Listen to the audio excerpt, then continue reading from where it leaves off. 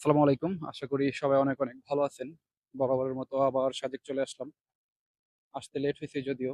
এখন খাবারের জন্য চলে আসছি রক ক্যান্টিনে। এটা হচ্ছে আর্মিদের একটা ক্যান্টিন। আমি যতবার সাজেক আসি সবসময় এই ক্যান্টিনেই খাওয়ার চেষ্টা করি, কারণ এনাদের খাবারের মানটা আলহামদুলিল্লাহ খুবই ভালো। তো আমরা সবাই ভিতরে অপেক্ষা করতেছি খাবারের জন্য। আমরা অনেক টায়ার্ড।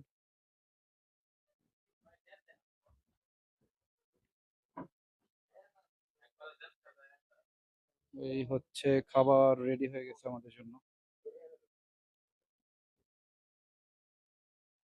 আমাদের খাবার টেবিলে দেয়া হয়ে গেছে, সবাই খুবই টায়ার্ড। শিপন, অনেক ক্ষুধা লাগছে। ওকে ওকে, ঠিক আছে। 18 ঘন্টা না খাওয়া, সবাই অনেক টায়ার্ড।